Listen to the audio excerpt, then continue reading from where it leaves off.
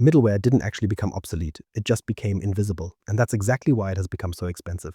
By 2026, most enterprises are still running on what I call eventually correct data. They are forcing their systems to check for updates every few minutes even when nothing is happening. This is a silent tax on your entire operation. You are paying for constant activity that produces zero outcome. Every single delay compounds. It leads to slower decisions, weaker AI, and much higher risk. The top 1% of organizations have stopped trying to move data faster.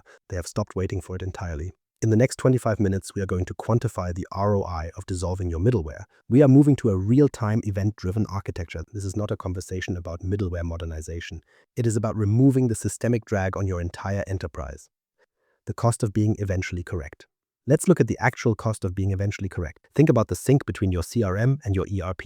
In most large companies, these systems sync every 15 minutes. On paper, that sounds fast. In reality, that 15-minute lag acts as a massive revenue bottleneck. Your sales team is making decisions based on stale pricing, and they are looking at ghost inventory while they talk to customers. When a customer calls, the rep sees a price that changed 10 minutes ago, but because the sync hasn't happened yet, they quote the wrong number. This is the silent tax of manual overrides and mispriced quotes. Your integration is actually a bottleneck dressed up as a feature. You are losing deals in the gaps between your systems, and it gets much worse when we talk about identity and access. Think about how access propagation works in your environment. When a user joins, leaves, or changes roles, those updates move slowly through the pipes. Your systems are constantly polling identity sources to see if anything changed, which creates a dangerous security exposure window. Auditors will eventually find this gap, and it is a massive liability for any modern organization. Because these syncs are so slow, admins often fall into the over-permissioning trap. They give people permanent access because it is easier than waiting for the update to hit. It is a shortcut that creates a permanent hole in your security perimeter. We built middleware for a world of structure and hierarchies, and we assumed that people would go looking for data in specific places. But modern work doesn't start with navigation or hierarchies, it starts with context. It starts with real-time signals. If your integration layer relies on a schedule, you are already behind the market. You are paying for the idle time between the checks, and you are paying for the friction of waiting. In 2026, the cost of waiting is much higher than the cost of the tools. Research shows that technical debt in legacy polling consumes up to 40% of IT budgets. That is money spent just to keep the lights blinking. It is not innovation, it is maintenance on an obsolete model. Legacy systems like COBOL-based middleware still run over 200 billion lines of code. In banking and insurance, this debt is a structural constraint that stops you from being agile. It keeps you trapped in a pull economy where you are constantly asking the system if something changed. Most of the time, the answer is no, but you still pay for the question. That is the definition of inefficiency. You are not real-time. You are eventually correct. We need to move from a pull economy to a push economy. That is where the system tells you the moment something happens. No waiting, no stale data, no silent tax. This shift is the difference between a business that reacts and a business that anticipates. When you eliminate the delay, you eliminate the friction that slows down your growth. This is the new model for 2026, and it is about building a system that wins by design. We are moving away from the assumption that people know what they are looking for, and we are moving toward a world where the information finds the person who needs it. That is the power of a real-time platform. Why your AI is only as real-time as your integration layer. Your AI is only as real-time as your integration layer. That is the hard truth of 2026. Every executive wants to deploy agentic AI to automate complex workflows, but nobody wants to talk about the data ingestion lag that makes those agents useless. Forrester Research recently confirmed a massive drag on AI ROI. When you layer advanced models on top of batch processed data, the output quality drops by nearly 30%. That is a massive performance penalty. You are essentially asking a high-speed brain to make decisions based on a snapshot of the past. Your copilot is hallucinating because it is looking at a data lake fed by a 4-hour-old ingestion. It isn't a failure of the large language model, it is a failure of the plumbing. If your AI agent suggests a discount based on inventory levels that were only accurate at noon, the agent is wrong. It doesn't matter how smart the model is. If the input is stale, the output is fiction. We call this the vibe coding risk. In 2026, we see AI agents making autonomous decisions based on data that no longer reflects reality. They are guessing because the integration layer hasn't caught up to the event yet. This creates a systemic drag on your intelligence. Legacy polling fails to provide the rich metadata that LLMs need to be actually useful. When a system polls for changes, it often misses the nuance of the event. It just sees that a record was updated. It doesn't see why. It doesn't see the sequence of behaviors that led to the change. This missing context is exactly what your AI needs to provide: a personalized customer experience or a precise supply chain forecast. Without it, you are just automating mediocrity at scale. The shift we are seeing right now is a move from data at rest to data in motion. In the old model, the database was the source of truth. You queried the database to find out what happened. In the new model, the event is the source of truth. The moment a customer clicks, a sensor trips, or a payment clears, that signal needs to move instantly to the AI layer. This is the primary requirement for enterprise intelligence today. If you are waiting for a batch job to run at midnight, your AI is effectively a historian. It is not an operator. Enterprises that ignore this reality see an 18% decline in ROI on their AI initiatives. They are spending millions on tokens and compute while their data integration remains stuck in 2015. You cannot build a reactive autonomous business on top of a scheduled integration. The math simply doesn't work. The latency between the event and the action becomes a tax on every single prediction. To win in this environment, you have to dissolve the delay. You have to ensure that the moment a signal is created, it is processed. That is how you stop the hallucinations. That is how you turn your AI from a novelty into a competitive weapon. It starts with the integration layer. If that layer is polling, your AI is already losing. We must move to a world where intelligence is as fast as the business it supports. Defining the metric latency to value (LTV). To fix a problem, you have to name it. In the integration world, we have been obsessed with uptime and throughput. We ask if the pipe is open and how much data it can carry, but those are the wrong questions for a real-time economy.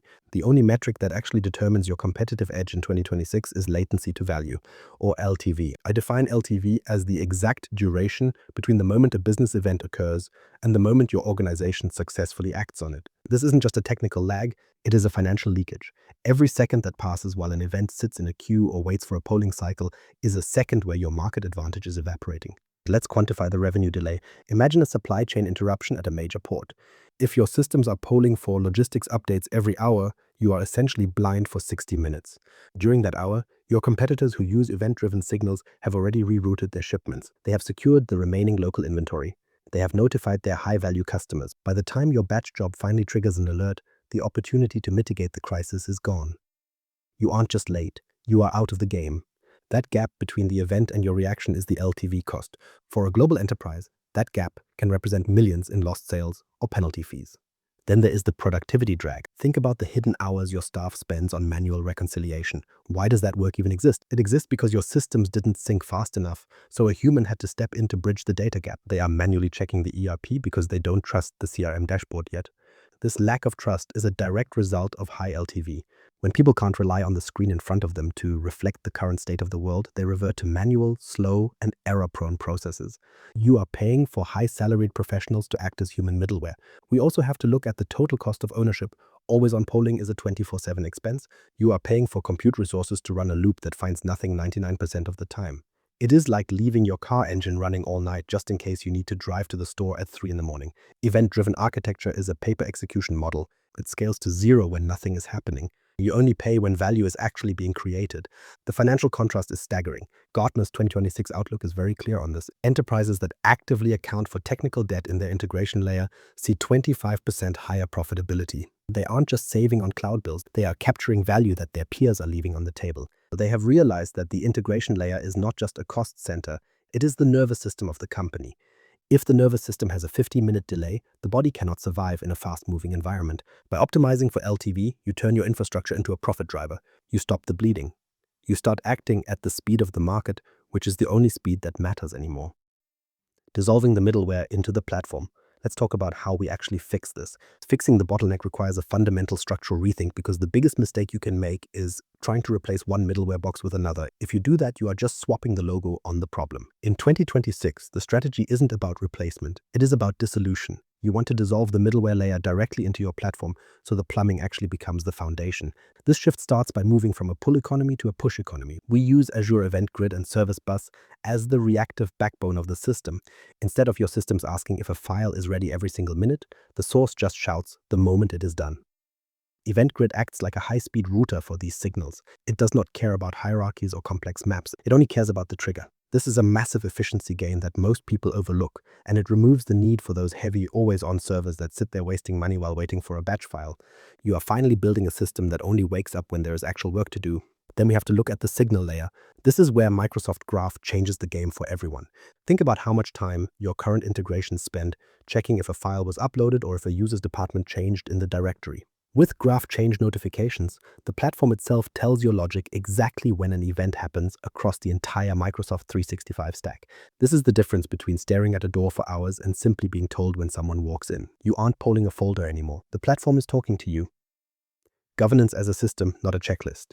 The shift toward event-driven architecture often triggers a specific type of executive anxiety. Leaders look at the decentralized nature of signals and triggers, and they see a recipe for chaos. They worry that if they stop funneling everything through a central middleware bottleneck, they will lose the ability to see who is moving data.